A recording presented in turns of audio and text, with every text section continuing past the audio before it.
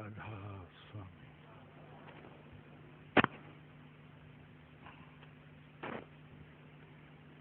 मुझे आपने बुलाया, ये कर्म नहीं तो क्या।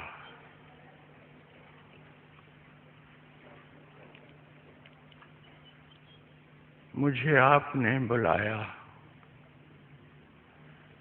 ये कर्म नहीं तो क्या है।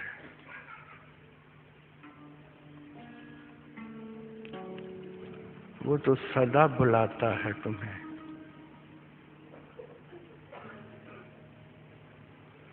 और जो दुखी है, जो शोकातुर है, उसको ज्यादा बुलाता है।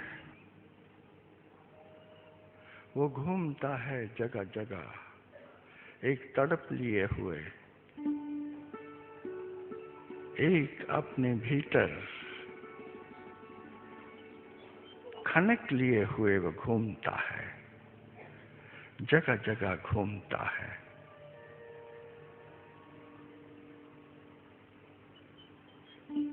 कि तुम्हारा दुख दूर हो जाए, कि तुम्हारा रोग चला जाए, कि तुम्हें शांति मिल जाए,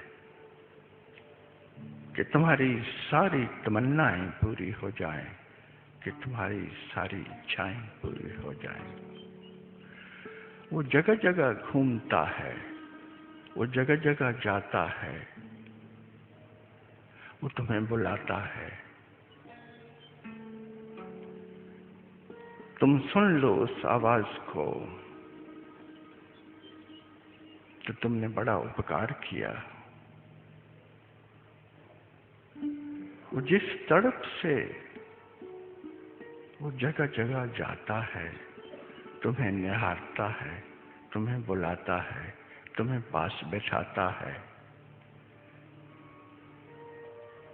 तुम्हें देखता है, तुम्हारे पे दृष्टि डालता है, तुम्हें वचन सुनाता है।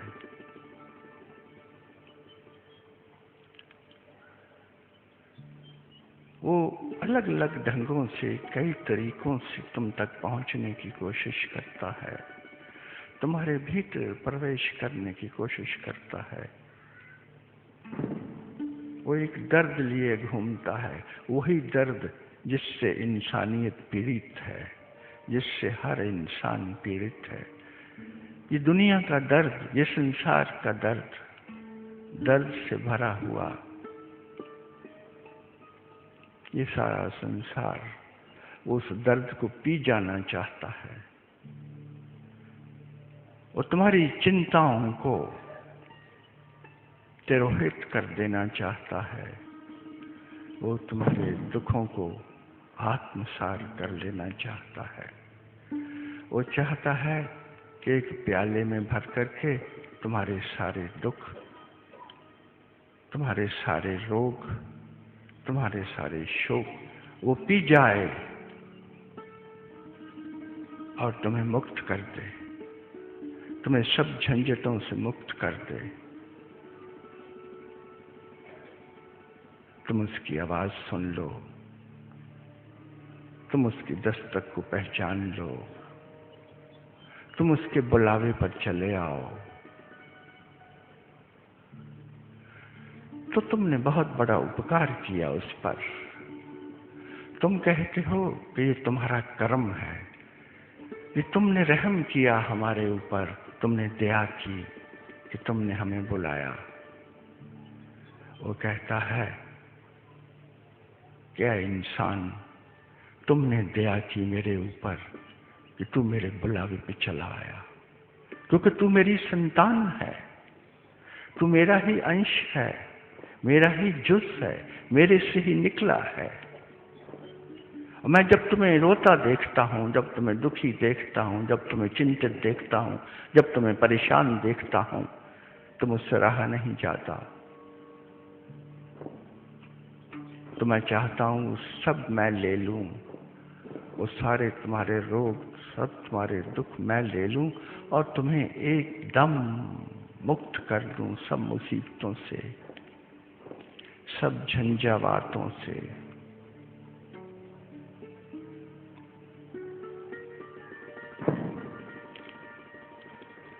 मैंने सुना है एक दिन परमात्मा निकला, वो निकला अपने घर से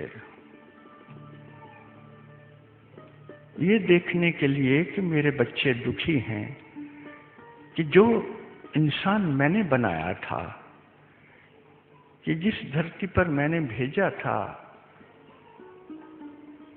जीव को बना करके, मनुष्य को बना करके, स्त्री को बना करके, पुरुष को बना करके, वो दुखी क्यों हैं? देखें तो कारण क्या है। तो परमात्मा नीचे उतर करके धरती पर आता है, अपनी बनाई हुई धरती को देखता है, अपने बनाए हुए लोगों को देखता है। सबसे पहले उसको एक आदमी मिलता है जो एक स्त्री के पीछे भाग रहा है, उसका पीछा कर रहा है, उसको पकड़ लेना चाहता है। तो परमात्मा खड़ा होकर के इस आदमी को रोकता है और उससे पूछता है, क्या माजरा है? क्यों इस स्त्री के पीछे लगे हुए हो? क्यों इसके पीछे भाग रहे हो?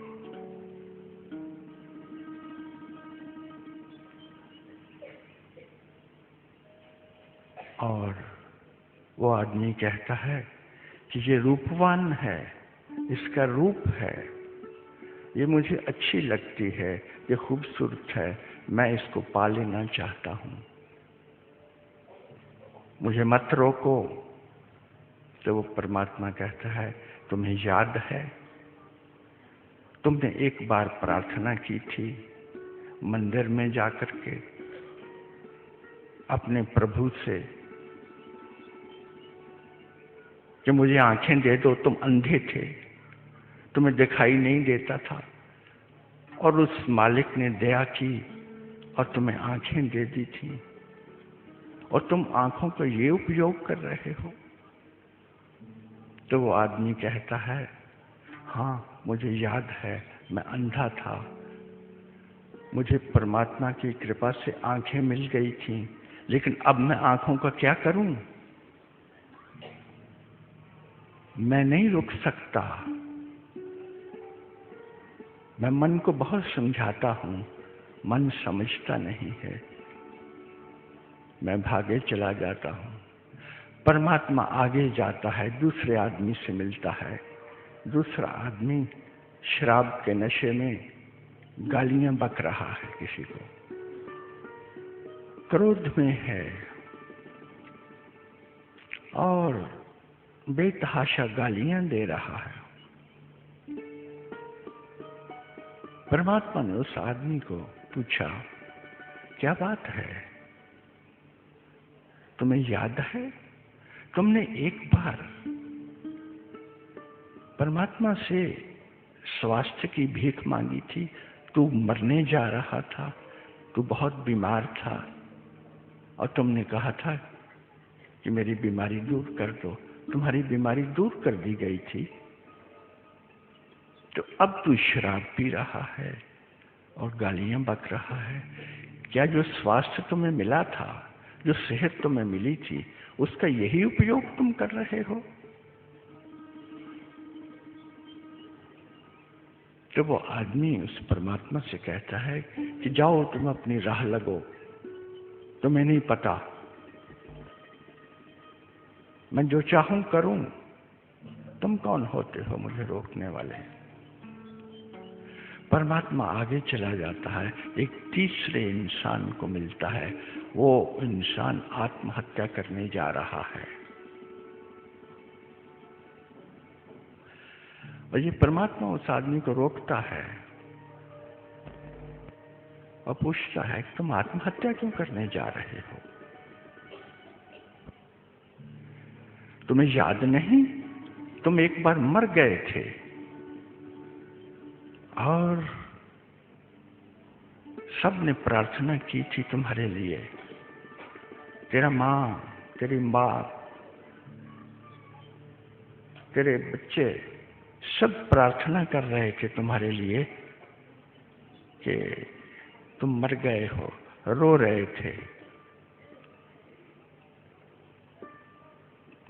और मैंने दया की थी, उस परमात्मा ने दया की थी और तुम्हें नया जीवन दिया था, तुम्हें मौत से बाहर निकाला था और तुम अब फिर आत्महत्या करने जा रहे हो। उसी जीवन को जो तुम्हें मिला था परमात्मा की ओर से, उसको तुम नाश करने जा रहे हो, उसको विनष्ट करने जा रहे हो। तो वो आदमी कहता है मैं क्या करूं, मेरे बस में नहीं है, मैं दुखी हूं। हाँ, मुझे याद आया मैं मर चला था और मुझे जिंदा कर दिया गया, उस मालिक की मेहरबानी है।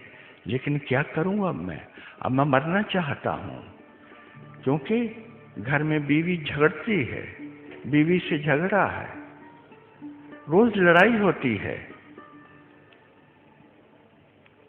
और मेरे बच्चे बेरोजगार हैं, मेरे बच्चे गलत रास्ते पर चले गए हैं, मेरी नौकरी चली गई है, घर में खाने को नहीं है। आत्महत्या न करूं तो क्या करूं?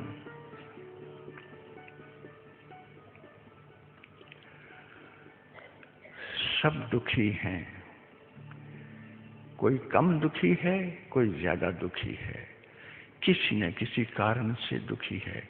परमात्मा ने देखा कि मेरी बनाई हुई सृष्टि, मेरे रचे हुए इंसान बस बार बार पीछे भाग रहे हैं, अपनी जिंदगी को गंवा रहे हैं। क्यों? क्योंकि मन नहीं मानता, मन साथ में लगा हुआ है और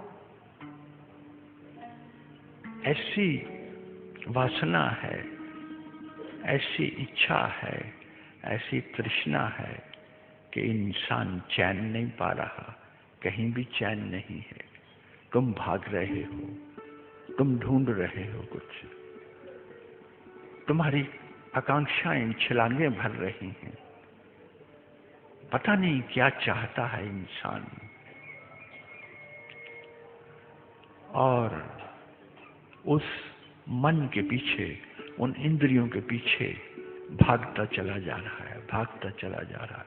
और वो मन इंसान को नचा रहा है, वो मन नचाता जा रहा है तुम्हें, और तुम नाचते जा रहे हो उसके इशारे पर।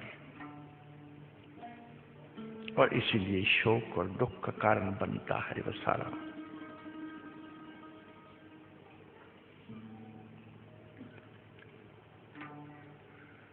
सारे दुखों को दूर किया जा सकता है, सारी चिंताओं को मिटाया जा सकता है। तुम रोग से बाहर आ सकते हो, तुम शोक से बाहर आ सकते हो, तुम अपनी सभी इच्छाओं की पूर्ति कर सकते हो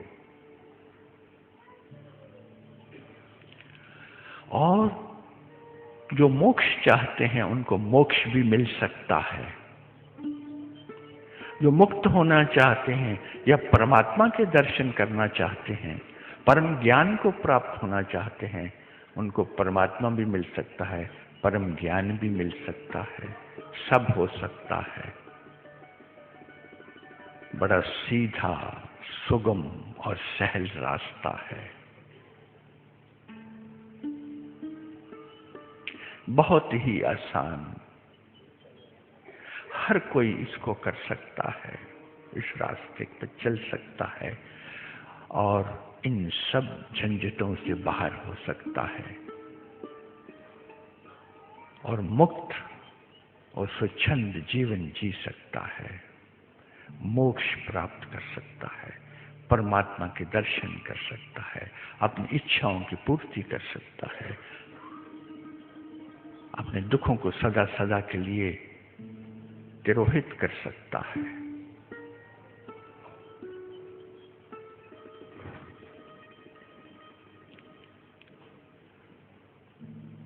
अब हम सांची कहत हैं, अब हम सांची कहत हैं। उड़ो पंख पसार। धर्मदास कहता है, हमने सच नहीं बोला, हमने झूठ ही बोला है। सदा से झूठ बोलते आए हैं, सब कुछ झूठ कहा है। ये मेरे बच्चे हैं, ये मेरा परिवार है, ये सब झूठ, ये सब झूठ। न बच्चे तुम्हारे हैं, न परिवार तुम्हारा है। ये घर मेरा, ये गाड़ी मेरी, ये सब झूठ, कुछ भी तुम्हारा नहीं है।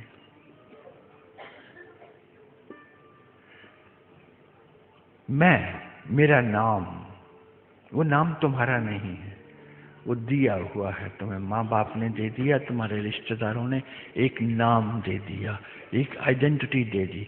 ना तुम्हारा वो नाम है, ना तुम्हारी वो आइडेंटिटी है, लेकिन तुम उसी झूठे वस्त्र पहन करके, वही झूठा मखौटा पहन करके तुम संसार में विचरते हो। मैं ये हूं, मेरा ये नाम है, मेरी ये जात है, मेरा ये धर्म है। न धर्म वो तुम्हारा है, न तुम अपने हो, न तुम जानते हो अपने आप को, न पहचानते हो। ये सब झूठ के पलंदे, अहंकार के आवरण चढ़ा करके इंसान घूमता है। ये मेरा, वो मेरा, और कुछ भी नहीं मेरा। तिल तिल का मैं अपराधी, रति रति का चोर। कोई दादू कह उठता है कि मैं तो पल पल का गुनही हूं, गुनाहगार हूं, क्योंकि जो मेरा नहीं है उसको अपना कह रहा हूं। जो मेरा नहीं है मैं उसको अपना कह रहा हूं।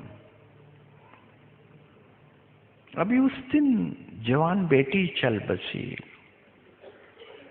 उस दिन अपना पति चल बसा, घर उजड़ गया। अभी हम यमुनानगर में गए थे। मेरा मेरा मेरा, जिसने दिया है उसका है, वो जब चाहे ले ले तुमसे वापस, उसकी मर्जी है। धन भी उसका है, तन भी उसका है, परिवार भी उसका है, और ये घर, ये गाड़ियां, ये सब उसके हैं। वो जब चाहे छीन ले, जब चाहे ले ले वापस। मालिक तो वो है, लेकिन मालिक इंसान बना हुआ है, मालिक तुम बने हुए हो। इसलिए झूठ है, असत्य है। ये जो झूठ है, ये जो असत्य है, ये अहंकार है तुम्हारा, अहंकार है। उसी से इंसान कहता है कि मैं कुछ हूं। तुम्हारा इतना बैंक बैलेंस है, तुम्हारे इतने पैसे हैं बैंक में, इतनी एफडीज हैं, इतने मकान हैं, इतने बच्चे हैं, ये संतान है मेरी, ये मेरे बाजू हैं। और पता नहीं कब किस वक्त वो बाजू टूट जाए। न बाजू तुम्हारा है, न जो तुमने इकट्ठा किया है वो तुम्हारा है। तो ये जो झूठ है, ये तुम्हारे मन का, ये तुम्हारे अहंकार का पहरावा है।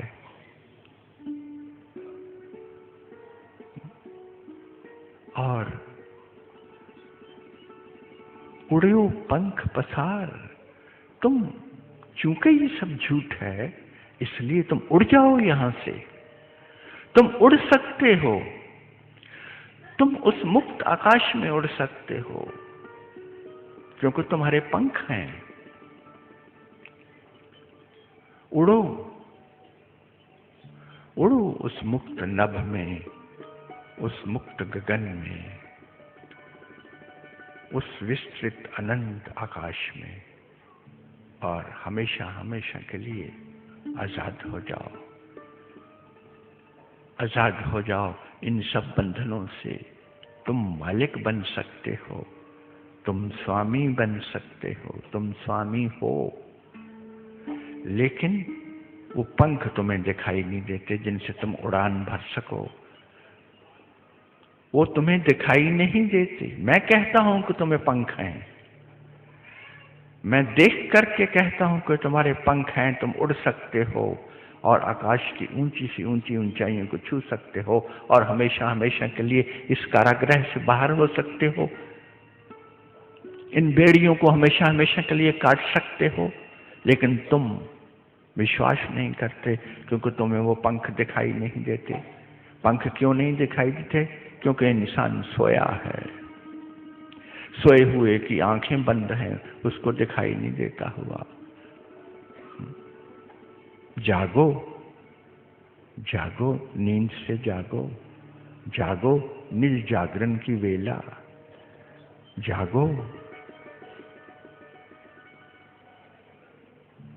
और सोया क्यों है इंसान? सोया है, मन ही ने सुलाया है, मन ही ने नींद में ले जा करके तुम्हें सुला दिया है। यही सबसे बड़ी बीमारी है।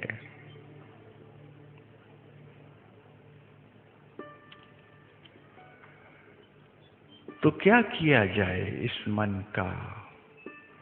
जिसने अपने मन को काबू में कर लिया, जिसने अपने मन पे वश को कर लिया, उसको वश में ले लिया अपने मन को, वो स्वामी हो गया, वो ज्ञानी हो गया,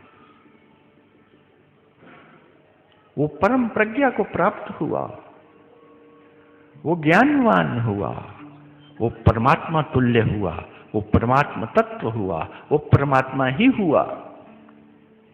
जिस दिन तुम अपने मालिक बन जाते हो, उस दिन तुम सारे ब्रह्मांड के मालिक बन जाते हो। जिस दिन तुम अपने मन पर काबू पा लेते हो, जिस दिन तुम अपने मन को वश में कर लेते हो, अपनी इंद्रियों को वश में कर लेते हो, उस दिन कुछ भी असंभव नहीं है तुम्हारे लिए। जिसने भी ऊंची से ऊंची उड़ान भरी, उसने अपने पहले मन को वश में किया, क्योंकि मन ही तो तुम्हें नीचे ले जाता है, वो तो उड़ने नहीं देता। मन का एक गुरुत्वाकर्षण है, क्योंकि मन माया है, माया का एक गुरुत्वाकर्षण है, ग्रेविटेशनल फोर्स है। तुमने देखा, तुम धरती पे क्यों बैठे हो? क्यों उठ के आकाश में नहीं चले जाते? क्योंकि धरती तुम्हें खींच रही है नीचे। धरती में एक गुरुत्वाकर्षण है, धरती में एक ग्रेविटेशनल फोर्स है, जिसके कारण वो हर चीज को अपनी तरफ खींचती है, हर मैटर को अपनी तरफ खींचती है। तुम उछालो हवा में, वो नीचे गिरेगी, तुम उछालो हवा में, वो नीचे गिरेगी। तुम उछलने की कोशिश करो, छलांग भरो, तुम नीचे गिरते हो, क्योंकि धरती हर एक चीज को अपनी तरफ खींच लेती है। वैसे ही ये माया, मन को मैंने हमेशा माया कहा है। मन का दूसरा नाम है माया, मन का तीसरा नाम है संसार। एक ही है, एक ही को इतने नाम दिए गए हैं। वो अपनी तरफ खींचती है। माया तुम्हें उड़ने नहीं देती, संसार तुम्हें उठने नहीं देता, मन तुम्हें उड़ने नहीं देता। तो मन जब तक तुम्हारा वश में नहीं है, तब तक तुम उड़ नहीं सकते। मन को वश में करना पहला और आखिरी काम है, और मन तुरंत वश में आ जाता है। तानि सर्वाणि संयम्य युक्तः आसीत् मत्परः वशे ही यस्य इंद्रियाणि तस्य प्रज्ञा प्रतिष्ठिता।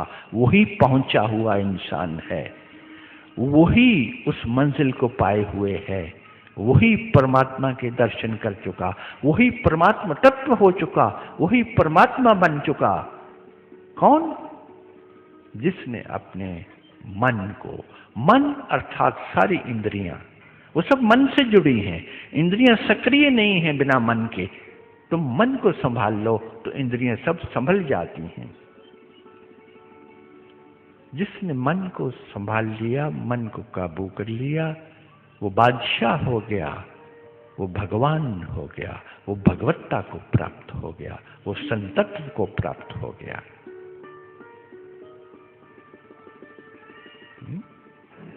यदा संहर्ते चायम कूर्मो अंगानी इव सर्वशः इंद्रियाणि इंद्रियार्थेभ्यस्तस्य प्रज्ञा प्रतिष्ठिता। कौन है जो सब कुछ जानता है? कौन है जो त्रिकालदर्शी है? कौन है जो परमात्मा से मिल चुका है? कौन है जो तुम्हारे दुखों को हर सकता है, तो सब देखता है तुम्हें अंदर और बाहर से? वो है जिसका मन और इंद्रियां वश में है, जिसने अपना स्वामित्व ले लिया, जिसने सब कुछ अपना जीत लिया, जिसने अपने को जीत लिया, जिसने अपने मन को और अपनी इंद्रियों को जीत लिया। और ये बड़ा आसान है जीतना। वो दया ने कहा ना, दया कहियो गुरुदेव ने कूर्म को व्रत ले। गुरु जी ने कहा है कि जैसे कछुआ है वैसे बन जाओ। कछुआ अपने सारे अंगों को खींच करके अपने भीतर ले आता है, वैसे ही तुम भी बाहर जाती हुई अपनी सारी इंद्रियों को खींच करके भीतर ले आओ। बस तुमने वश में कर लिया अपने आप को। दया कहती है मेरे गुरु ने एक ही बात कही और मैंने वो की, और उसके करने से न मुझे माला फेरनी पड़ती है, न मुझे सिमरन करना पड़ता है मुंह से। बस प्रकाश हो गया, शब्द हो गया, मैं उसके पार भी चली गई। एक ही काम किया। जैसे कछुआ खींचता है अपने आप को, यही भगवान कृष्ण अर्जुन को समझाते हैं कि तू खींच ले अपनी इंद्रियों को भीतर, मोड़ ले और स्थित हो जा और प्रज्ञावान। तुरंत तुम प्रज्ञावान हो जाओगे, तुरंत उस तत्व को पालोगे, उस परम तत्व को पालोगे।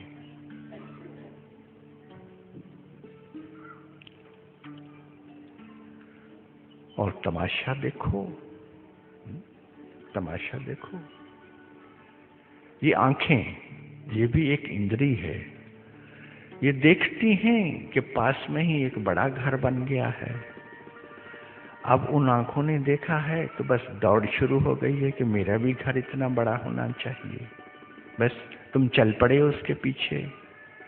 बीवी टोकती है, बीवी कहती है देखो जी क्या किया आपने सारी जिंदगी में, क्या कमाई की, एक घर ना बना सके, और ये देखो इतनी बड़ी बिल्डिंग बन गई उनकी।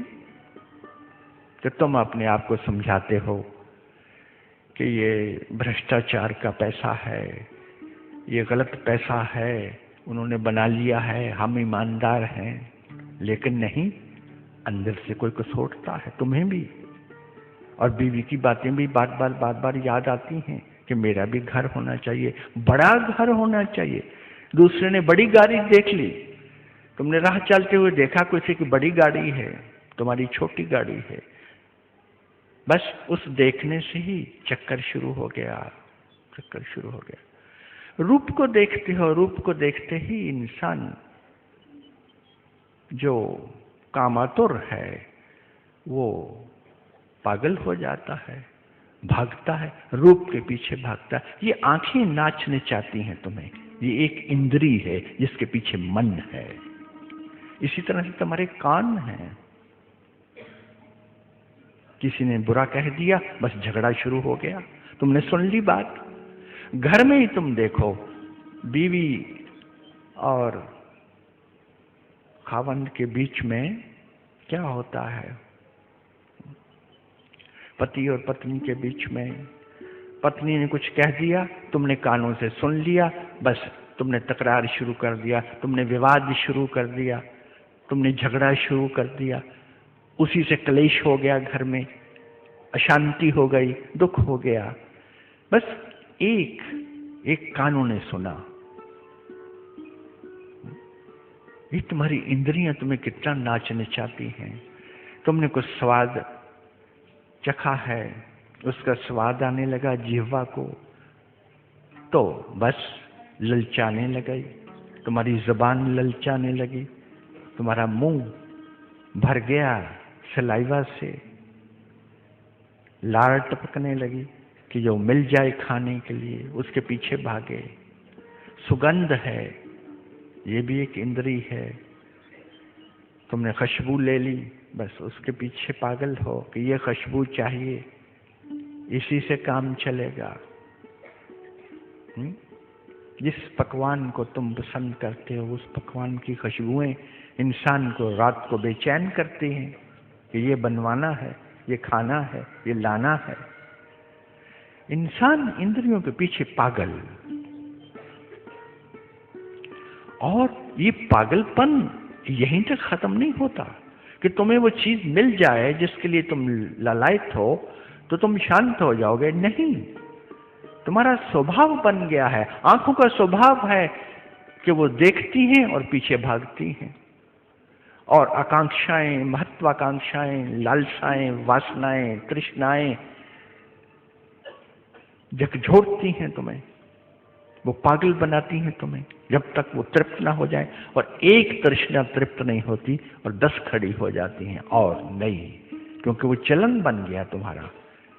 वो चलन ऐसा है, तृष्णा को शांत करने के लिए तृष्णा की तृप्ति से नहीं होता। कितनी तृष्णाएं तृप्त करो, शांत नहीं होती। ध्याये तो विषयान पुंसः संगतेषु उपजायते, संग हो जाता है। कान जिस चीज को सुन करके विचलित करते हैं तुम्हें और तुम विक्षिप्त होते हो, जिस आवाज को सुन करके, जिस ध्वनि को सुन करके, उसी से संग हो जाता है। वो एक अगर सुधर भी जाए, एक आवाज अगर तुम्हें जिसकी तुम्हारे कानों में पड़ गई है उसका निदान तुम्हें मिल भी जाए, तो दूसरी की लालसा, तीसरी की लालसा, चौथी की लालसा, कान सुनते ही रहते हैं, सुनते ही जाते हैं और पगलाते ही जाते हैं और इंसान को रास्ते से गुमराह करते ही रहते हैं। तुम्हारी भाग दौड़ कभी खत्म होती ही नहीं, हो ही नहीं सकती। अगर इंद्रियों के पीछे जाओगे तो भाग दौड़ कभी खत्म नहीं होगी। इन सब भाग दौड़ों से ऊपर उठने का छोटा सा मार्ग है, उस पे चलो तो तुम इन सब से ऊपर उठ जाओ, तुम्हें सब प्राप्त हो जाए और उसके साथ साथ तुम इनके बंधन से भी मुक्त हो जाओ। इन इंद्रियों के, इस मन के बंधन से मुक्त होकर के इन पे साम्राज्य करो, इन पे राज करो। ये तुम्हारे लिए तुम्हारी सेवा के लिए दी हैं। आंखें तुम्हारी सेवा के लिए हैं, कान तुम्हारी सेवा के लिए हैं, और तुमने इनको सेवक बनाने की बजाय स्वामी बना लिया। ये अब तुम्हारा स्वामित्व करती हैं सारी इंद्रियां और सारा मन, और तुम इनके गुलाम बन गए, और उसी से दुख है, उसी से बेचैनी है, उसी से अशांति है।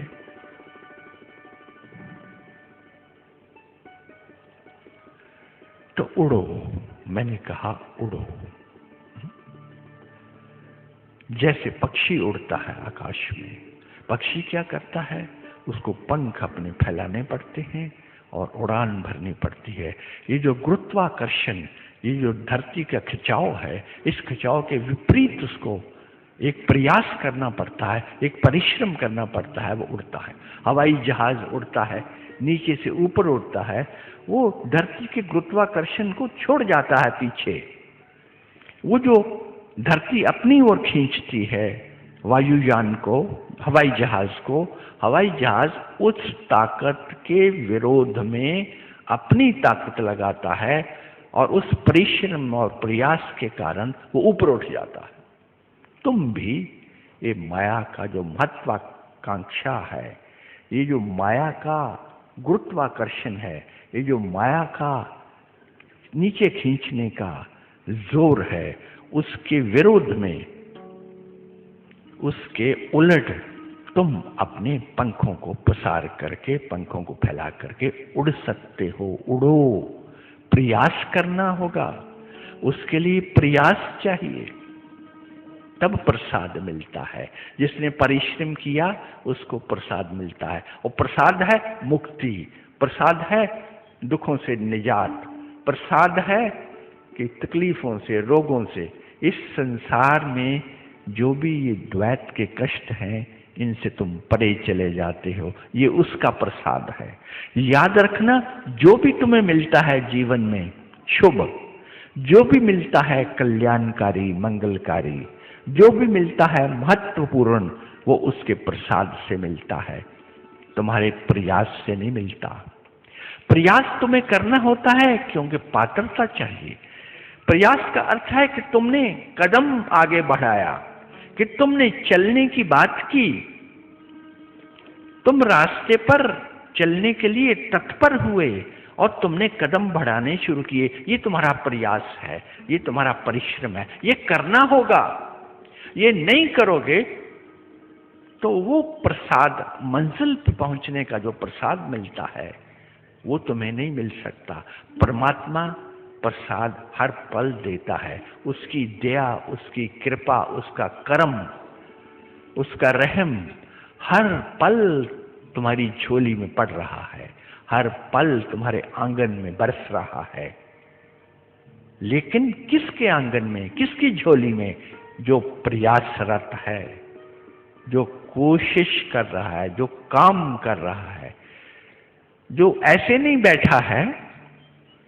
जिसने पंख फैलाए, पक्षी को उड़ान देता है परमात्मा प्रसाद रूप में, लेकिन उसको अपने घोंसले से बाहर निकल के पंख फैलाने पड़ते हैं। ये तो उसको करना पड़ता है, पंख उसी के दिए हुए हैं। तुम फैला तो सकते हो, फैलाने में क्या दिक्कत है?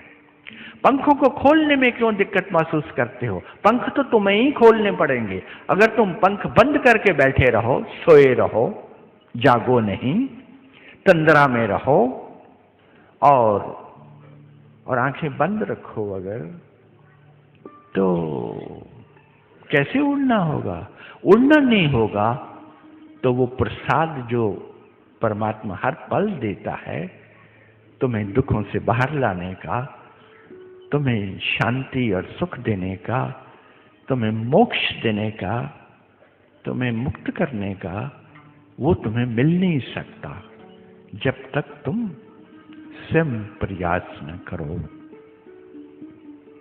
इसीलिए बार बार कहते हैं, बच्चे आते हैं, सारा साल काम नहीं किया, पढ़ाई नहीं की है, आज पेपर है, आज महाराज जी से आशीर्वाद ले आए तो कल सब ठीक हो जाएगा, कल का पेपर भी, आज का पेपर भी सब ठीक हो जाएगा, क्योंकि महाराज जी बैठे हैं उसके पेपर को सॉल्व करने के लिए। महाराज जी हर एक की मदद करते हैं, हर बच्चे की मदद करते हैं, लेकिन वो बच्चा अधिकारी है, वो बच्चा पात्र है। सिर्फ लायक बच्चे की मदद करते हैं, नालायक की नहीं।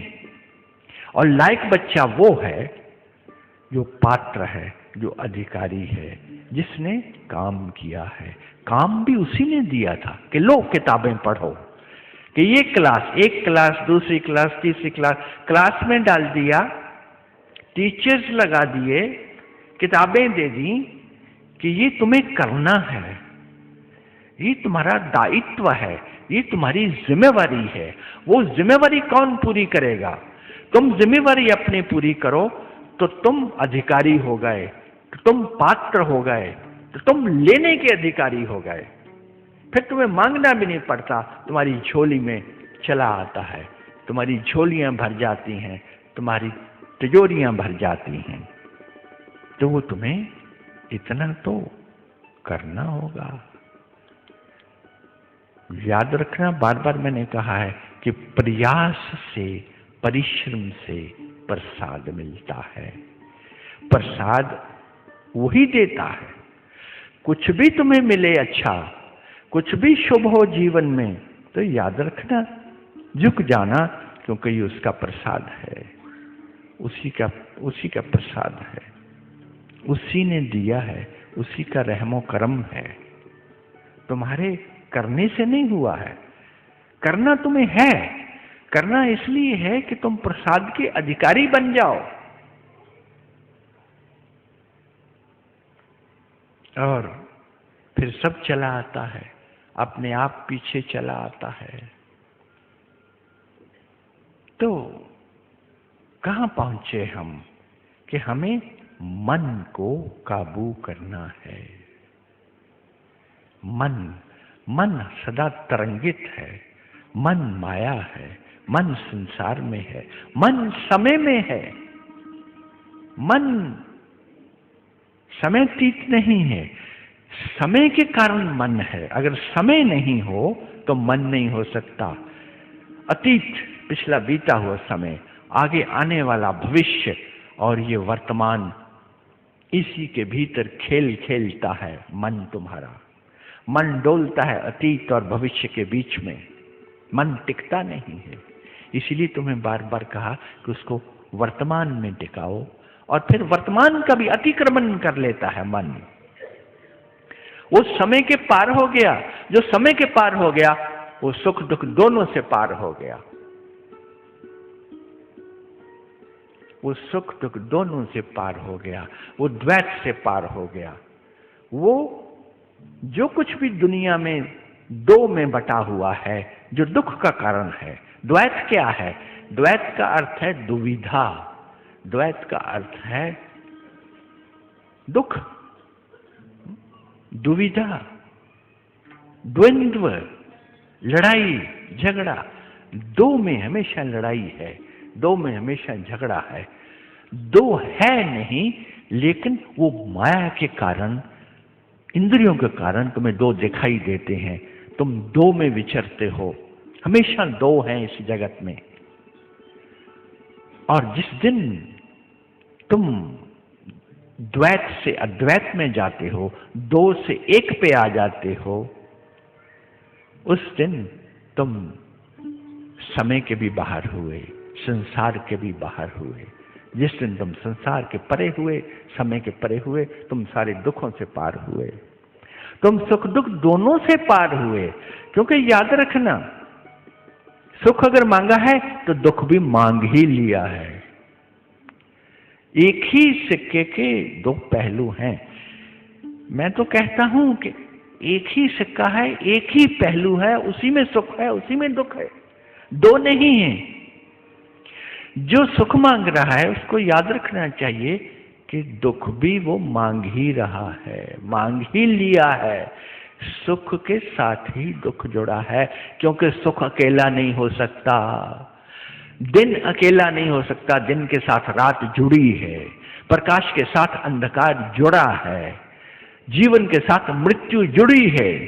जहां जीवन है वहां मृत्यु होगी, जहां दिन है वहां रात भी आएगी, और जहां पर धूप है वहां छाया भी आएगी, जहां सांझ है वहां भोर भी होगी। दो हमेशा हैं। जहां खुशी है वहां गमी भी आएगी। खुशी और गमी दोनों इकट्ठी हैं, जीवन और मृत्यु दोनों इकट्ठे हैं। दो में बटा है ये संसार। जिस दिन भी इसका निर्माण हुआ था, उस सृष्टि के सृष्टा के द्वारा उसको ने दो में बनाया है, एक में बनाया ही नहीं। एक में आएगा संसार तो संसार न रहेगा, जैसा संसार है वैसा न रहेगा।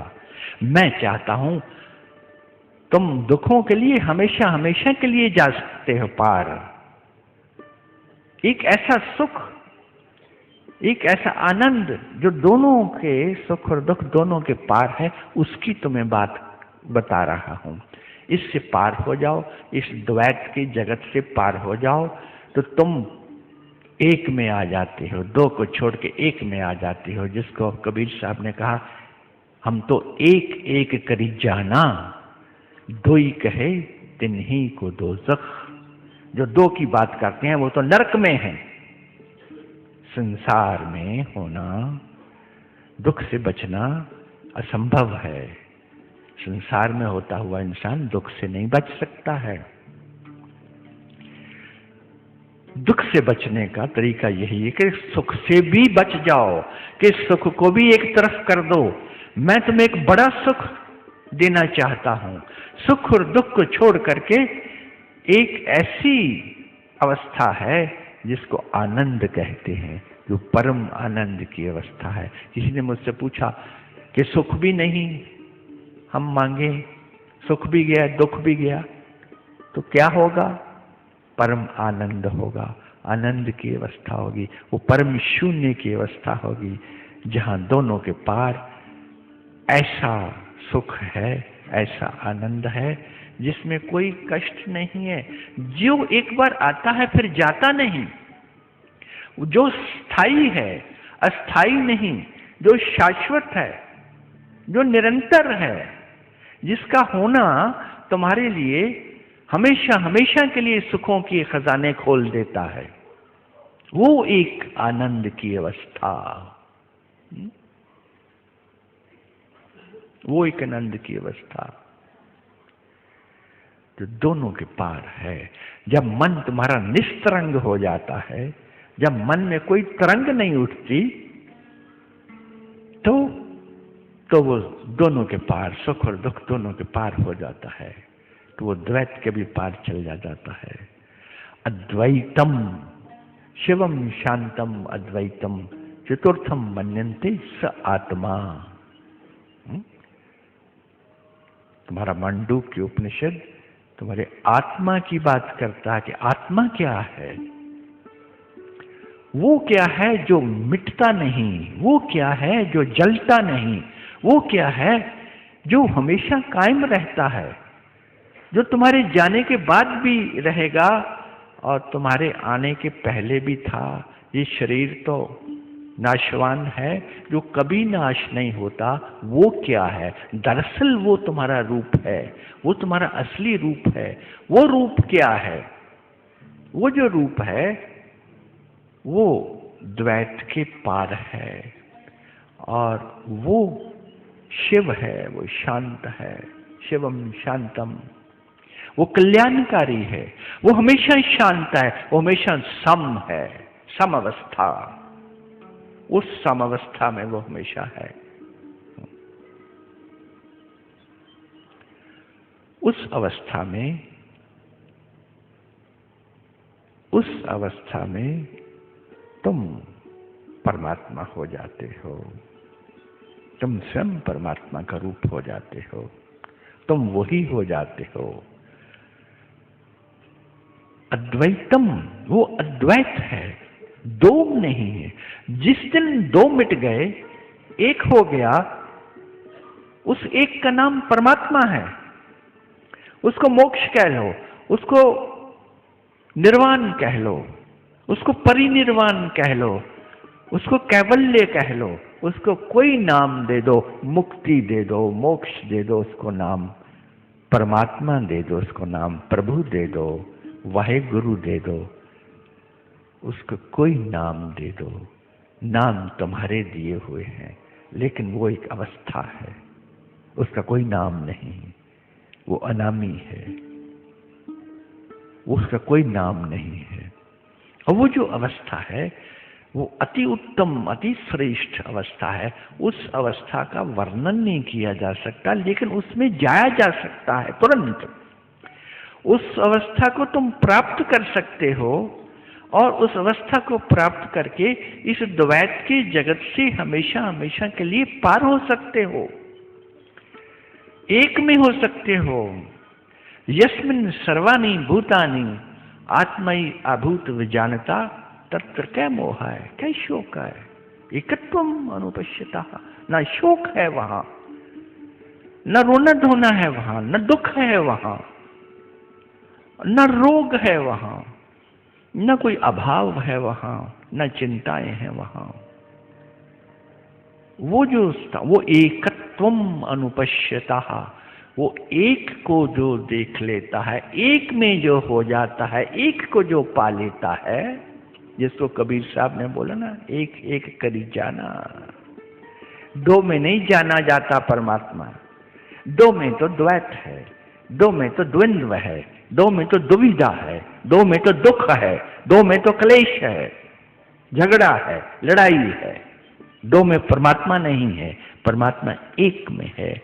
इसलिए जिन लोगों ने परमात्मा को खंड खंड कर दिया, एक नहीं अनेक में कर दिया, उनको परमात्मा नहीं मिला। वो चर्चाएं तो करते हैं, परमात्मा उनको नहीं मिल सकता। उसी को वो कहा है ना, सखिया वो घर सबसे न्यारा। कबीर साहब की बानी तुम कई बार सुन चुके हो, पढ़ चुके हो। सखिया वो घर सबसे न्यारा जहां पूर्ण पुरुष हमारा। वो जहां हमारा परमात्मा है, वो पूर्ण पुरुष है, जहां वो घर सबसे न्यारा है। वो ऐसा मत, ये वो घर है जिसकी मैं बात कर रहा हूं, वो अद्वैत अवस्था, वो अद्वैत अवस्था, ये वो घर है। अद्वैत क्या होता है? जो दो के परे है। और दो के परे कौन है? इस द्वैत जगत के परे तीसरा है, और तीसरे को जो देखता है वो चौथा है, उसी को चौथा पद कहा है। वो चौथे पद की बात करते हो ना बार बार। चौथा पद कौन है? क्या है वो चौथा पद? चौथा पद है वो दृष्टा, वो साक्षी जो तीसरे में रहता हुआ तीसरे को देखता है। तीसरा जो द्वैत के पार है, जहां द्वैत गया तो दोनों को छोड़ करके, सुख और दुख को छोड़ करके तुम आनंद अवस्था में आ जाते हो। वो तीसरा, उस आनंद में रहते हुए, उस आनंद अवस्था में जो आनंद भोगता है और आनंद को देखता है, आनंद का साक्षी है, वो चौथा पद। और उसी को कहा है सखिया वो घर सबसे न्यारा जहां पूर्ण पुरुष हमारा। घर कोई मिट्टी और गारे का बना हुआ घर नहीं है, कोई किसी आकाश में, किसी वैकुंठ में नहीं है, किसी स्वर्ग में नहीं है, किसी पताल में नहीं है वो घर। वो तो एक अवस्था है। ये तो कहने का तरीका है, वो घर सबसे न्यारा। दरअसल वो एक अवस्था है, और वो तुम्हारे भीतर की अवस्था है, तुम्हारे अंतस्थल की अवस्था है। वो बाहर भी नहीं है, बाहर जाने की जरूरत नहीं है, बाहर ढूंढने की जरूरत नहीं है। कुछ नहीं मिलेगा, कुछ नहीं मिलेगा, किसी को नहीं मिला बाहर से।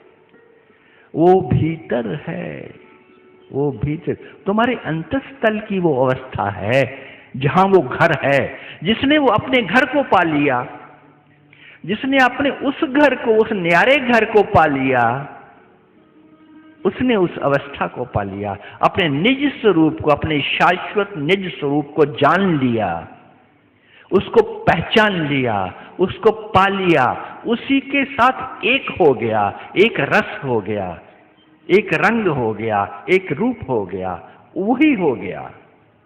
जिस असली जो है तुम्हारा, तुम वही हो जाते हो। और ये जो कहते हैं धुरपद, धुरधाम, तुमने सुन रखे हैं शब्द। कहाँ है धुरपद, धुरधाम? वो परमात्मा कहाँ है? धुरपद, धुरधाम निवासी है। सतगुरु को वहां पहुंचाया है कि तू धुरपद है। तेरा पद जो है वो धुर, वो जो मूल का मूल है वहां है। वो कहाँ है? धुरपद, धुरधाम। ये भी जो है, या राधा स्वामी धाम जिसको तुम कहते हो, पागल मत बनो, वो तुम्हारे भीतर एक अवस्था का नाम है, तुम्हारे अंदर की अंतस्थल की अवस्था का नाम है। धुरपद, राधा स्वामी धाम किसी एवरेस्ट की चोटी पर नहीं है, किसी आकाश के ऊपर स्थित नहीं है, कोई स्वर्ग या वैकुंठ में नहीं है। वो तुम्हारे अंतस्थल की एक अवस्था है जो सबसे ऊंची अवस्था है।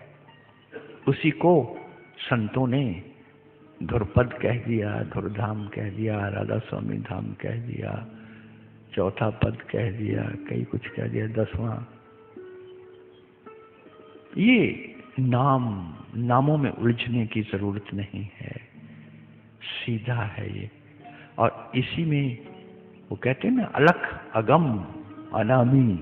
सोचते हैं, यहाँ पर निशान भी बना दिया, अलख अगम अनामी। ये यहाँ बता दिया कि यहाँ से जाना होगा। कोई रास्ता नहीं है। अलख अगम अनामी या अनाम या अगोचर, ये जो भी ये शब्द इस्तेमाल होते हैं, ये उस अवस्था का नाम है जो तुम्हारे भीतर की अवस्था है, जिसमें तुम मुक्त अवस्था में हो, क्योंकि तुम द्वैत के पार हो। तुम दोनों के पार चले गए, तुम समय के पार चले गए। समय, सुख और दुख सब समय में है। तुम समय अतीत हो गए, तुम समय का उल्लंघन कर गए, तुम समय को पीछे छोड़ गए। समय को पीछे छोड़ दिया तो तुमने संसार को भी पीछे छोड़ दिया। ये संसार जो दुखों और यातनाओं से भरा हुआ है, जहां पर रात दिन मचलती हैं आकांक्षाएं और रात दिन सताती हैं तुम्हारी वासनाएं तुम्हें, और दौड़े फिरते हो, वो हो जाए, वो हो जाए, ये बन जाए, ये बन जाए। क्या बन जाए? ये नीरज जहां बैठा है, वो बन जाए, वो बन जाए, वो हो जाए, वो हो जाए। क्या हो जाए? हा? अभी एक पल में हो सकता है, लेकिन मैं तुम्हें बादशाह बनाना चाहता हूं, तुम भिखारी बनना चाहते हो। ये हो जाए, ये हो जाए, वो हो जाए तो क्या हो जाएगा? हा? सब यहीं रह जाना है, सब यहीं छोड़ के जाओगे। बादशाह बनो, नौकर ना बनो। तुम सर्वेंट बनना चाहते हो, तुम नौकरी करना चाहते हो सारी जिंदगी, कभी माया की नौकरी, कभी संसार की नौकरी, कभी दुनिया की नौकरी, पागल बने हुए हो। नौकर आदमी नौकरी करते करते नौकर बन करके जूते घिसते घिसते घिसते घिसते एक दिन चला जाता है संसार से। नौकर का नौकर ही चला जाता है। बादशाह बनने का समय मिला था, आवाज दी थी किसी ने कि तुम बादशाह बन सकते हो, तुम मालिक बन सकते हो, मालिकों के मालिक बन सकते हो, लेकिन तुमने वो आवाज सुनी नहीं, तुमने ध्यान नहीं दिया, और एक भिखमंगे बन करके एक छुटपन में जिंदगी गुजार करके तुम चले जाते हो। बस यही अंधकार है। इस अंधकार को मिटने दो। ये अंधकार मिटाया जा सकता है, ये मिट सकता है, इसको मिटने दो और मन को समअवस्था में आने दो। उसी को समाधि कहा है। समाधि क्या है? सामधि, जहां पर तुम्हारी धी, तुम्हारी बुद्धि, तुम्हारी विवेक, तुम्हारी प्रज्ञा समअवस्था में होती है। समोहम सर्वभूतेषु नामे द्वेष्यो अस्ति न प्रियो। परमात्मा कहता है खुद कि मैं सम अवस्था में हूं, मैं सम में हूं। तुम दो देखते हो, तुम वैर करते हो, तुम दूसरों में देखते हो कुछ और, कुछ अपने में और देखते हो। अपने पराये बनाए हुए हैं। समोहम, समत्वम योग उच्चते। जहां सम अवस्था है वही परमात्मा के साथ योग है। जब तुम्हारा मन सम अवस्था में आ गया तो समय के पार हो गया, तो द्वंद्वों के पार हो गया, तो द्वैत के पार हो गया, तो सुख और दुख के पार हो गया, वो परम आनंद की अवस्था में आ गया। और उस अवस्था को प्राप्त करना बड़ा ही आसान है, बड़ा ही सीधा है, सरल है। उस अवस्था में जाते ही तुम कोरे हो जाते हो, तुम कंवारे हो जाते हो, कंवारे। तुम निर्मल हो जाते हो, अमल विमल निर्मल। वो जो कहा है अमल विमल निर्मल, तुम निर्मल हो जाते हो। तुम अविचल हो जाते हो, तुम्हें कोई नहीं हिला सकता उस अवस्था से। वो अविचल अवस्था है, वो निर्मल अवस्था, वो निर्दोष अवस्था है, वो निष्कपट अवस्था है। ना वहां कपट है, ना वहां कोई दोष है, ना वहां कोई मलिनता है, ना मल है कोई।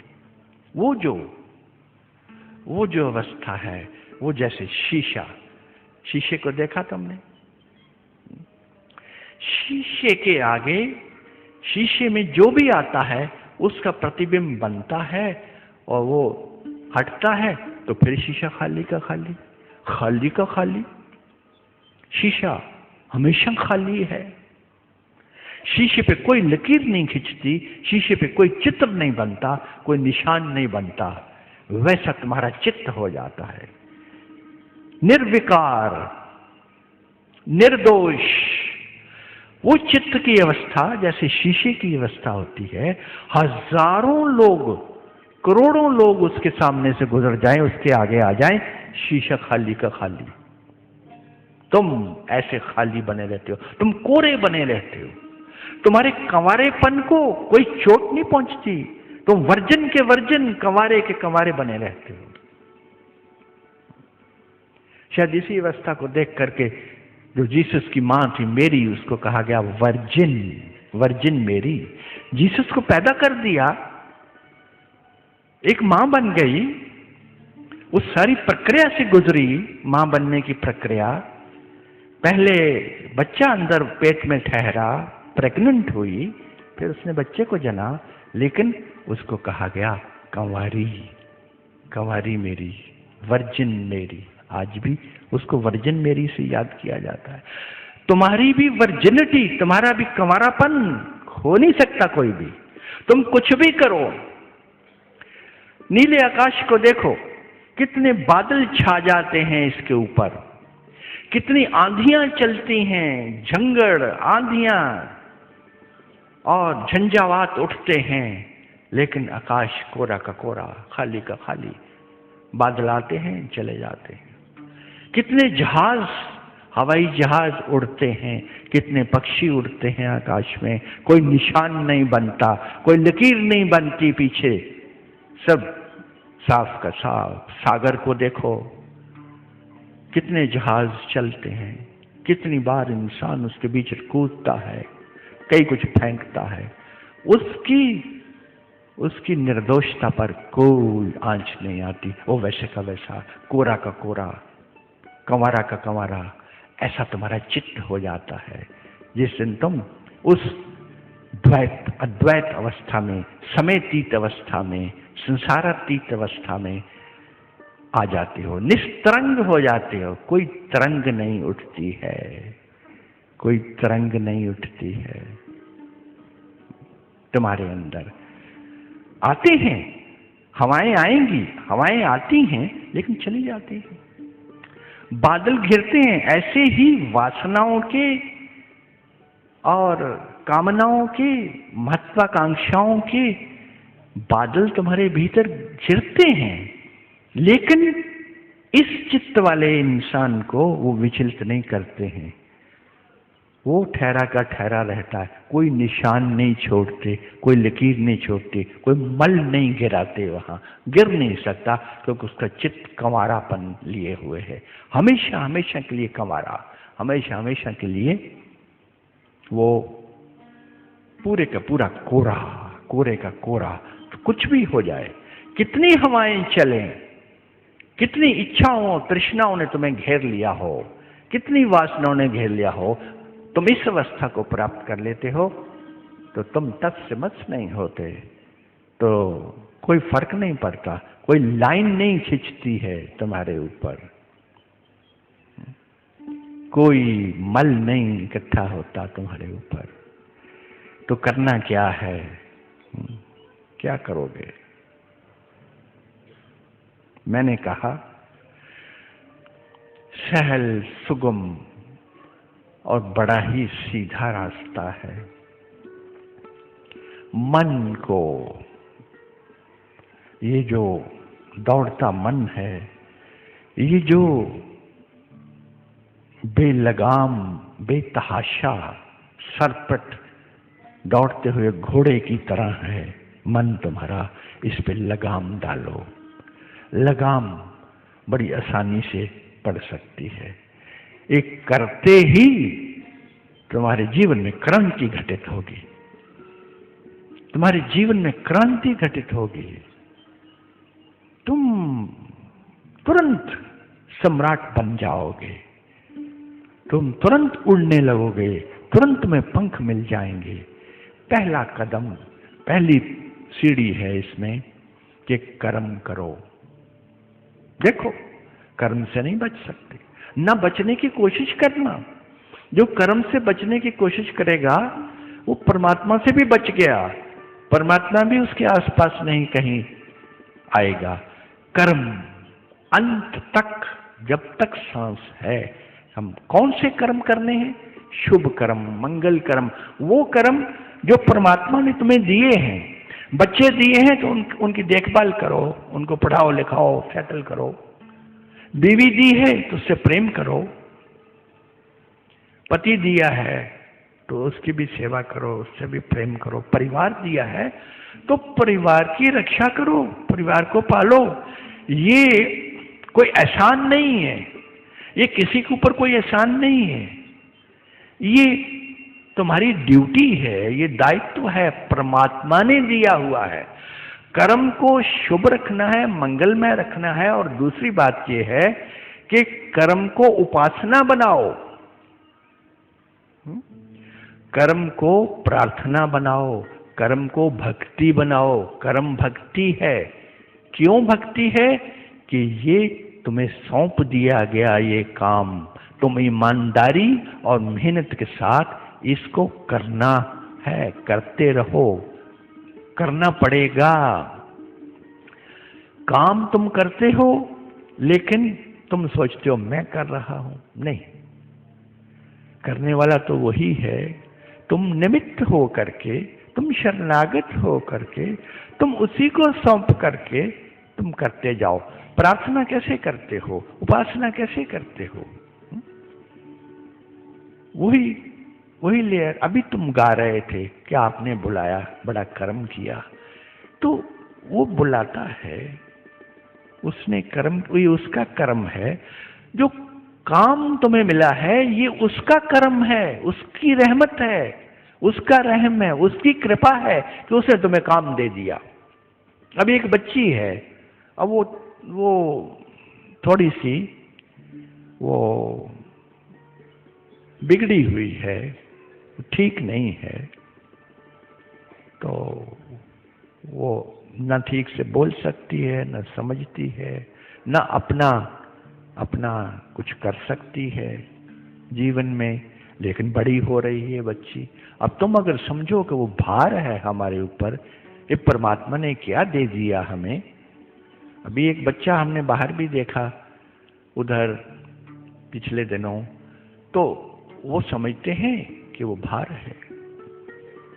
वही जो हम गए थे रामगढ़ में, वो वहां से यमुनानगर, तो वो भार नहीं है बच्चा।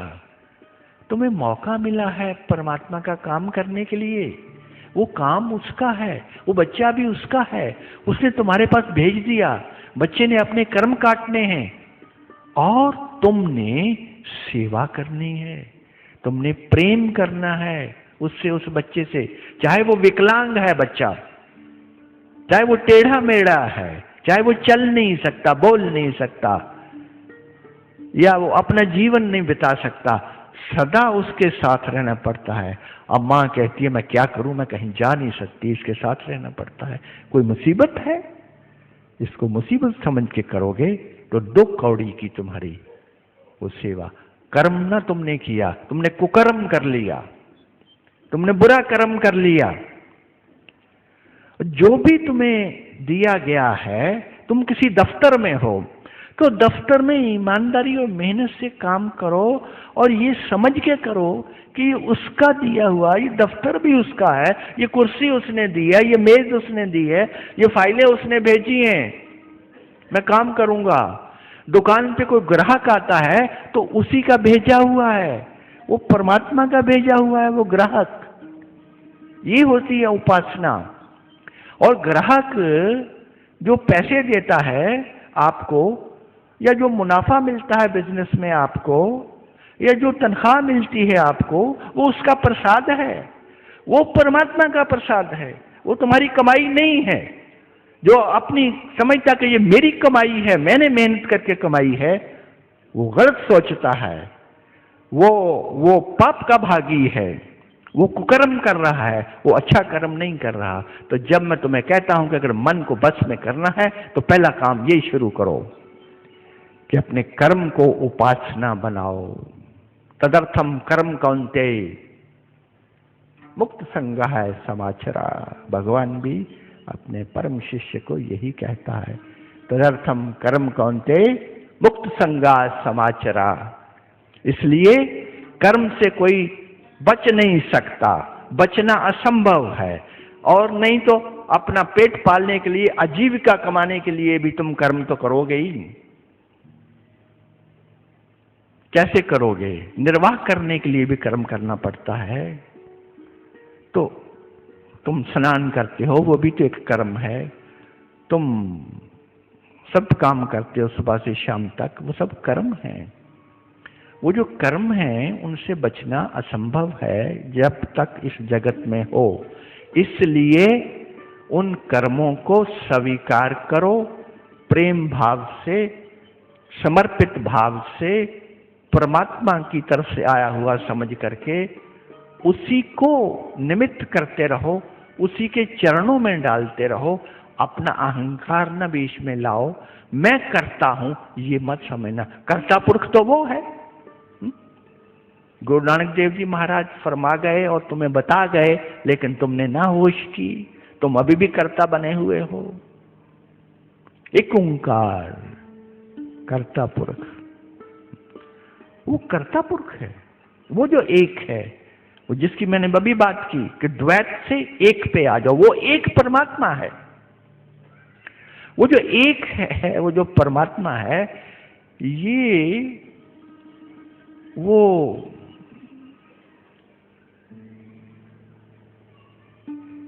वो जो परमात्मा है,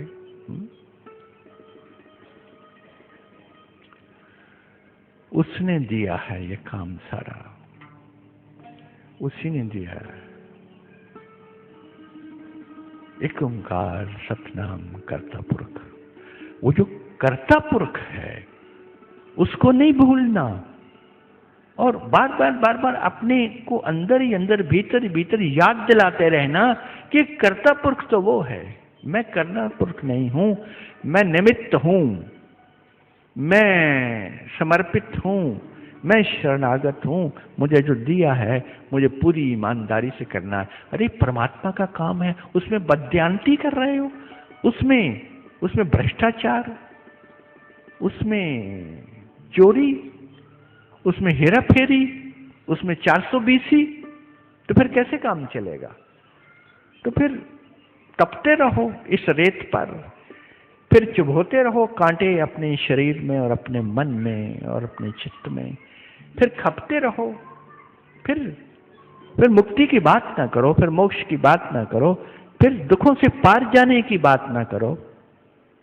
फिर इन्हीं दुखों में, इसी गंदगी में, कीड़े की तरह, जो कीड़ा गंदगी में रहता है, उसी तरह फिर पलते रहो, फिर कोई कुछ नहीं हो सकता। तो इनसे ये जो कर्म है, कर्म को पहचानो।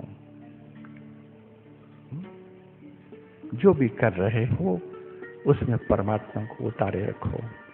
यत करोषि यत अश्नासी यत जोशी ददासी यत तपस्यसी कौन्ते तद कुरश मुदर्पणम। उसी को अर्पण करते रहो। कायेन वाचा मनसेन्द्रिय वा बुद्धिरात्मना यत यत करोमि सकलम नारायणेति समर्पयामि। जो मैं कर रहा हूं उसी को समर्पित है।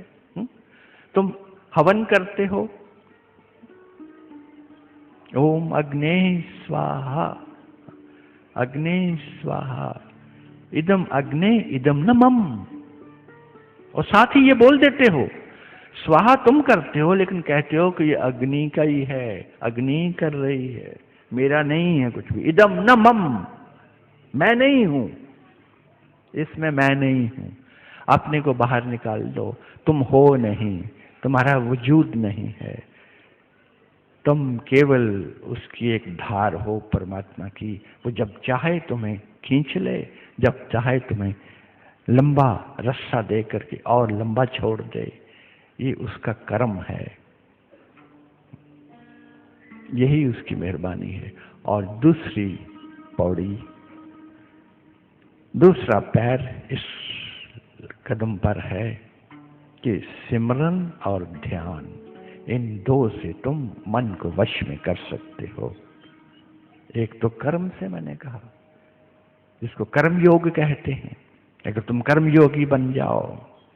दूसरा है ध्यान से, सिमरन से,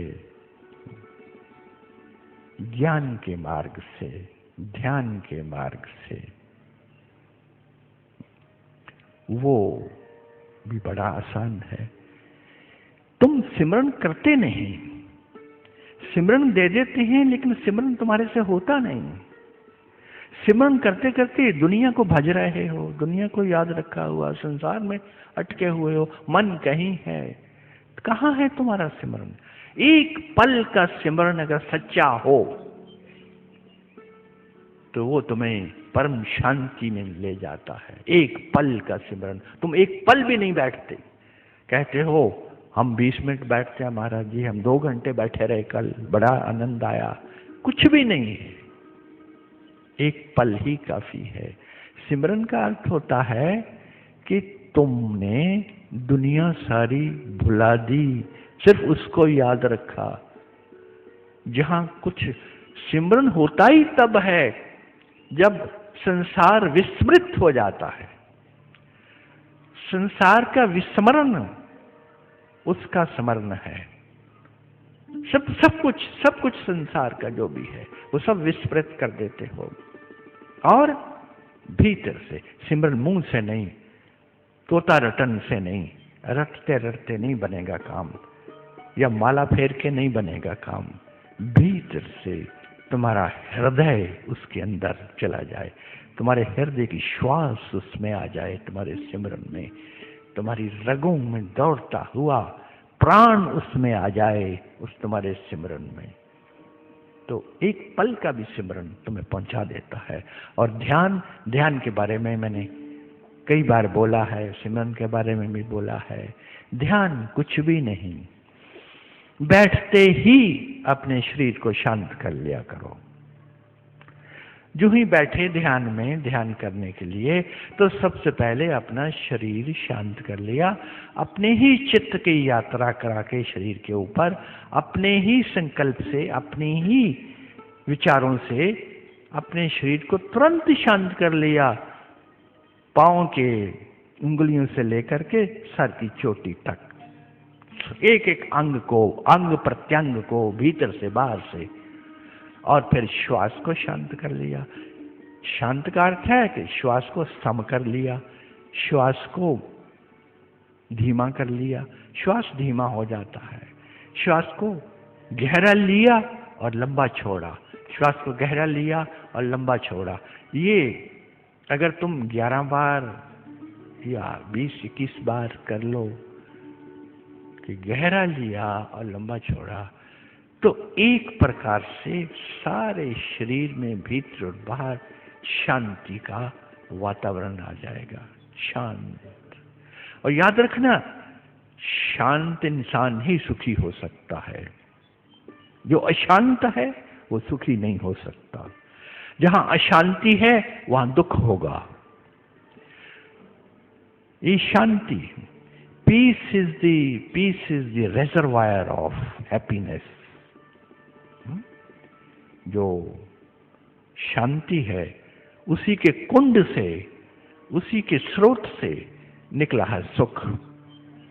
तो शांति तो शांत कर लो बैठ करके ध्यान में, अपने प्राणों से, अपने श्वास से। तो उसके बाद संपूर्ण रूप से निढाल होकर बैठ जाओ। ऐसे बैठो जैसे पत्थर को सागर में फेंक दिया और वो नीचे नीचे नीचे नीचे नीचे जा रहा, नीचे जा रहा। कुछ नहीं अपना, शरीर को छोड़ दो, मन को छोड़ दो, बस जो है उसको डूब जाने दो, उसी गहराई में डूब जाने दो। या ये नहीं होता तो ये समझो कि तुम उसकी गोद में चले गए। उसको, अपने आप को उसकी गोद में डाला हुआ, गोद में पड़ा हुआ महसूस करो, बस उसी ने संभाल रखा। और उसकी गोद कई ब्रह्मांडों से बड़ी है, उसकी गोद इतनी अनंत है, असीम है। उस गोद में तुम चले गए, बस गुम हो जाओ, लुप्त हो गए। उतने में ही तुम्हारी समाधि हो जाएगी, उतने में ही मन इतना शांत होगा, इतनी समअवस्था में आ जाएगा कि बस तुम पार हो गए, तुम पार हो गए। नहीं तो वो इष्ट जो स्वयं समाधिष्ट अवस्था में है, वो इष्ट तुम्हारा, वो सतगुरु तुम्हारा, उसके त्रिकुटी पर ध्यान दो, उसकी त्रिकुटी पर त्राटक करो या उस पर ध्यान दो। जिसका स्वयं मन ठहरा हुआ है उस पर त्राटक करो तो तुम्हारा मन रुक जाएगा, ठहर जाएगा और डुबकी मार लेगा और वो अंतर ध्यान हो जाएगा। वो डुबकी मार लेगा उस परम ज्ञान के परम सागर में, अनंत सागर में वो डुबकी मार लेगा। वो बचेगा ही नहीं, वो नीचे गया, नीचे गया और तुम देखते रहे, तुम जाग रहे हो, तुम साक्षी हो। ध्यान ऐसे शुरू करो, मैंने ये शुरुआत बताई है। ऐसे ध्यान में तुम बैठ सकते हो, इससे मन काबू में आ जाता है। और ऐसे ध्यान में बैठने से, ये जिनको बताया गया है त्रिकुटी पर ध्यान करने से, तुम्हारे में शक्तियां बहुत आ जाती हैं। मन में वैसे भी बहुत शक्तियां हैं। मन योग भी है, मन वियोग भी है, मन जो है वो रोग भी है, शोक भी है, मन सब कुछ है, मन भोग भी है।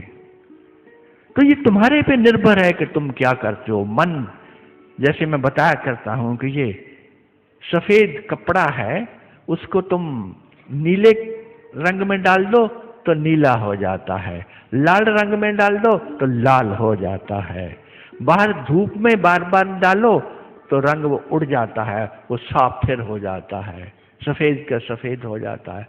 मन सफेद रंग की तरह है, जैसा रंग चाहो तुम चढ़ा सकते हो उसके ऊपर। उसमें सारी शक्तियां हैं, उसमें सब कुछ है। और मैंने देखा एक रेगिस्तान में वर्षा नहीं होती थी और सालों सालों से कहत पड़ा हुआ है, सूखा पड़ा हुआ है, वहां वर्षा नहीं हो रही है। और एक लड़का जाता है वहां पर, जाकर के खड़ा हो जाता है, उस धरती को नमस्कार करता है जैसे परमात्मा के पांव छू रहा हो। ऐसा उसने महसूस भी किया कि हाँ सचमुच परमात्मा के पांव यहाँ हैं, तो उसको छू लिया। और फिर ऊपर आकाश की तरफ देखता है, अपने हाथ ऊपर फैला देता है और महसूस करता है कि उस परमात्मा ने उसे छुआ है, उसने परमात्मा को छुआ है अपने हाथों से। और वो देख रहा है सब, सारा संसार भूल करके, सब कुछ भूल करके, भावपूर्ण अवस्था में, प्रेम पूर्ण अवस्था में वो कहता है कि बारिश हो जाए, बारिश हो जाए। फिर वो महसूस करता है कि बारिश सच में हो रही है। नोट करना जो मैं कह रहा हूं, ध्यान से सुनना इसको। तो वो ऐसा हुआ है इसलिए बता रहा हूं। वो बारिश होने लगती है, उस वक्त नहीं होती है, लेकिन वो अभी कल्पना कर रहा है कि मेरे ऊपर बारिश हो रही है, मैं सौरा भीग गया हूं। मेरे आसपास भी पानी आ गया है, रेगिस्तान में भी पानी है, मैं पानी में खड़ा हूं, चारों तरफ पानी पानी आ गया है, ये सूखा सारा खत्म हो गया है, पानी का दूर दूर तक जहां तक मैं देख रहा हूं पानी पानी है, और वर्षा पड़ रही है, वर्षा पड़ रही है, वर्षा पड़ रही है। ऐसा उसने विजुअलाइज किया, ऐसा उसने अपनी बंद आंखों से देखा, ऐसा इसके दर्शन किए, ऐसा होता हुआ। जैसे फिल्म देखते हो वैसे उसने देखा,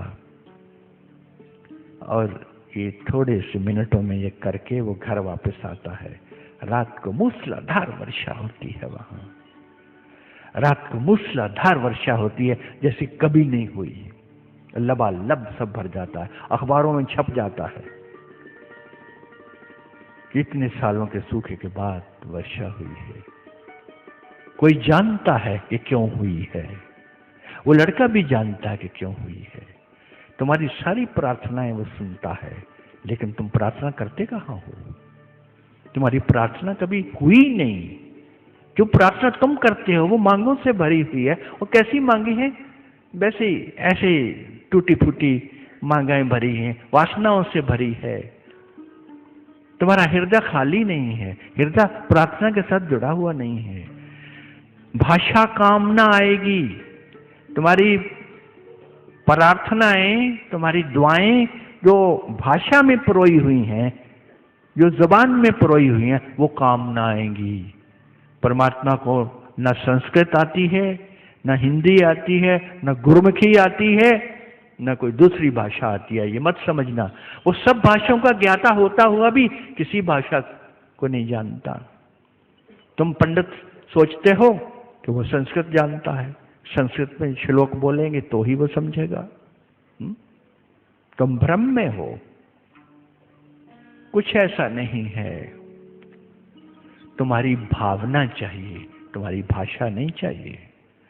जहां तुम भाषा को पीछे छोड़ के, ये सब मंत्र मंत्र जितने सारे पीछे छोड़ के, जहां तुम अपनी भावना से जुड़ते हो उस परमात्मा तत्व के साथ, तुम्हारी सारी की सारी प्रार्थनाएं वहां कबूल हो जाती हैं। वो लोग आते हैं, महाराज जी वास्तु शास्त्र कहता है, वास्तुकला के बहुत लोग पीछे पड़े हैं ना, वो लोग भी खूब पैसा वैसा कमाते हैं, कमाना चाहिए। अगर दुनिया इसके पीछे चलती है तो चलाओ भाई, जिसका जो सिक्का चलता है वो चलाता है। तो वो वास्तुकला का प्रचार है। यहाँ कोई बैठा है, मैं नाम नहीं लेना चाहता, वो भी वास्तुकला के बड़े पुजारी हैं। तो मैं तुमसे कहता हूं, तुम करके देख लेना। अगर तुम्हारी श्रद्धा किसी में है, अगर तुम्हारा कोई इष्ट है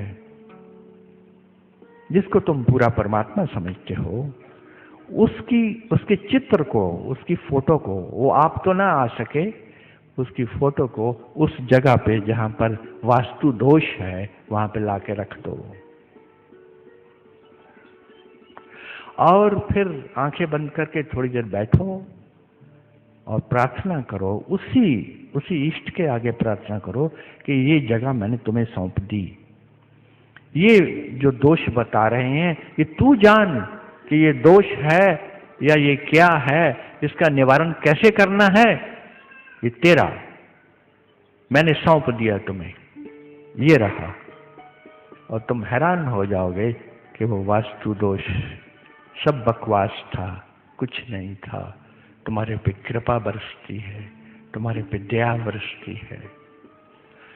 कुछ लोग आते हैं, कहते हैं नेगेटिविटी बहुत है हमारे में महाराज जी, गलत बातें बहुत सोचते हैं, मैं कितना कोशिश करूं, बड़ी बड़ी गंदी गंदी बातें, बुरी बुरी बातें मेरे दिमाग में आती रहती हैं, सोचती मैं कुछ और हूं और सोचना कुछ और चाहती हूं, गंदी बातें आती हैं, नेगेटिविटी है, नकारात्मक विचार आ जाते हैं। उसी सतगुरु को, उसी अपने इष्ट को सामने रख करके धूप जलाओ, दीप जलाओ और आंखें बंद करके बैठ जाओ। जब भी ऐसी बात हो, जब भी तुम्हें नकारात्मक विचार सताएं, तो उस सुगंध को, वो जो धूप बत्ती की है, उस सुगंध को भीतर भरो अपने, और जो सतगुरु के प्राण हैं उनको भी हर अपने श्वास के साथ सोचो कि तुम्हारे भीतर जा रहे हैं और तुम्हारे अंदर भर रहे हैं, और तुम्हारी सारी नेगेटिविटी बाहर जाते हुए प्राण के साथ बाहर ले जा रहे हैं। तुम्हारा सारा गंदा मन साफ हो गया है, साफ हो रहा है। 2-4 दिन के ऐसे अनुभव से, ऐसे प्रयोग से तुम पाओगे कि गलत विचार आने बंद हो गए, गंदे विचार आने बंद हो गए, नेगेटिविटी आनी बंद हो गई। ये किसका होता है? उसका होता है जिसने कर्म से, सिमरन से, ध्यान से अपने मन को सम किया है, मन एकाग्र हुआ है, मन में शक्तियां आ गई हैं। अब जो सोचेगा वो हो जाएगा। और फिर तीसरी पौड़ी, तीसरी सीढ़ी है कि खुश रहा करो, खुश रहा करो। प्रसन्न चित्ते परमात्मा दर्शन।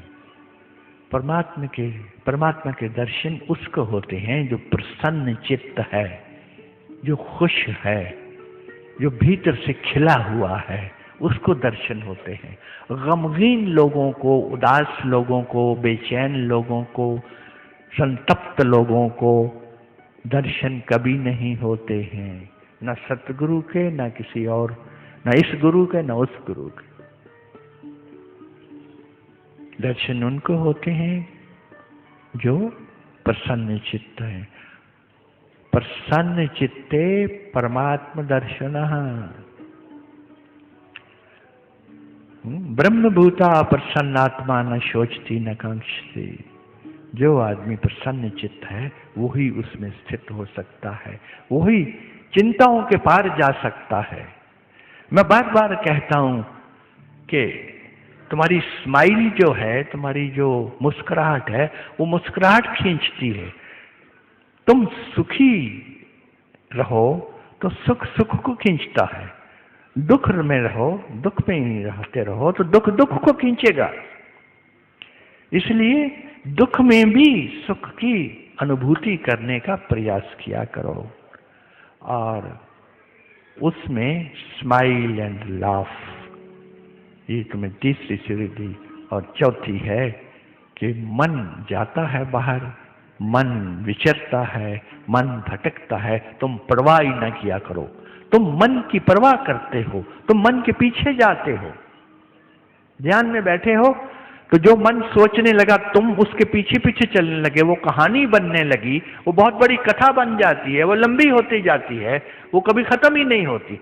तुम तोड़ो टांके को, तुम तोड़ो उस धागे को, और मन के पीछे जाना बंद करो। मन के साथ लड़ाई नहीं करनी, मन के साथ स्ट्रगल नहीं करनी, मन को दबाना नहीं है, क्योंकि दबाने से वो और ऊपर उठेगा और सिर उठाएगा। और ना उसके साथ स्ट्रगल करनी है, ना उसके साथ संघर्ष करना है। संघर्ष से और टेंशन पैदा होगी।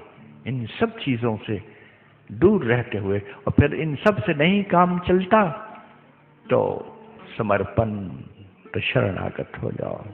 सबसे बड़ा, सबसे आसान और सबसे सहल सुगम मार्ग समर्पण का।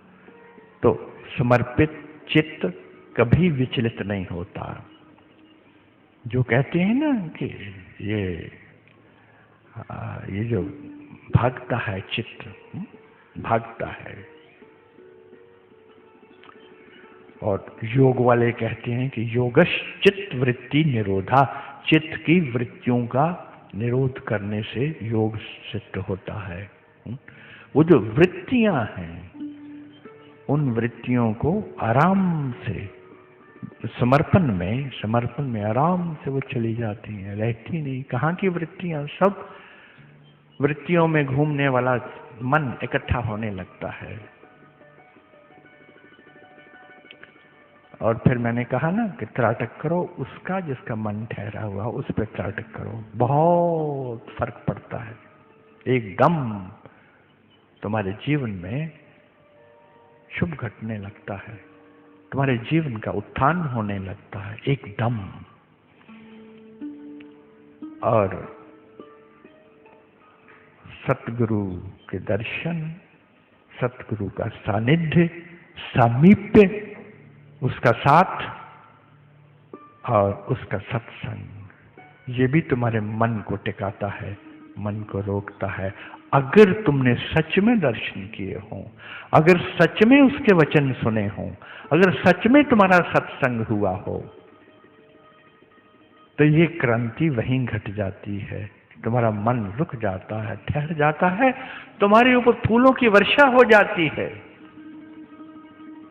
तुम्हारे ऊपर फूलों की वर्षा हो जाती है, तुम्हारे ऊपर सुहाग आ जाता है, तुम्हारा कल्याण हमेशा हमेशा के लिए हो जाता है।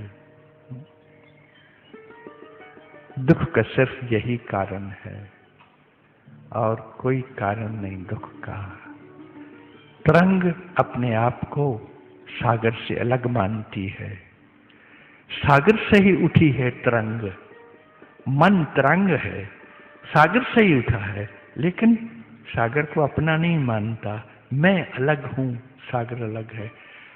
तरंग मरती है, सागर कभी नहीं मरता, सागर सदा है। उसी का हिस्सा समझो अपने आप को, उसी का जुल्स हो, उसी से निकले हो। जड़ों में एक है, सागर और तरंग अलग नहीं है, एक है, एक ही रहेंगे। तुम्हारे जीवन में सुख उतरे, तुम्हारे जीवन में कभी दुख की छाया तक न पड़े, कभी रोग ना आए तुम्हें, तुम्हारे परिवार को, तुम्हारे संबंधियों को, तुम सदा खिले रहो, तुम सदा खुश रहो, ऐसी मैं प्रार्थना ही नहीं करता, ऐसा मैं आशीर्वाद भी देता हूं आप सबको। तो यहां पर मेरे सामने इस वक्त मौजूद हैं। मैं बहुत कोशिश करता हूं कि तुम्हारे सारे दुख पी जाऊं, एक घूंट में पी जाऊं सारे दुख तुम्हारे। तुम देते भी बड़ी मुश्किल से हो, दुख भी इतना प्यारा हो गया है कि तुम खुद ही उनके साथ दोस्ती किए हो, तुमने खुद ही उसको पकड़ रखा है, जकड़ रखा है, दुख को ही पकड़ रखा है। ऐसा हो गया इंसान का अपना बनाया हुआ। परमात्मा ने कभी दुख की रचना नहीं की, ना उसने कभी सोचा था कि मैं दुख बनाऊंगा। इसलिए तो वो निकलता है देखने के लिए कि इंसान दुखी क्यों है, वो खुद हैरान है। परमात्मा ने सुख ही रचा है, क्योंकि वो सुख सागर है, वो सुख सागर है। वो खुद ऐसे सुख में है जिसको परम आनंद की अवस्था कहते हैं, परम शून्य की अवस्था, जहाँ कुछ नहीं है, जो सबके पार है, जो प्रकाश और शब्द के पार है, जो सुख और दुख के पार है, जो द्वैत के पार है। इसलिए वो तुम्हें भी यही चाहता है कि तुम भी उसी अवस्था में रहो। ऐसा ही उसका आशीर्वाद है। खुश रहो, सुखी रहो, सबका कल्याण हो, सबका मंगल हो, सबको राधा स्वामी।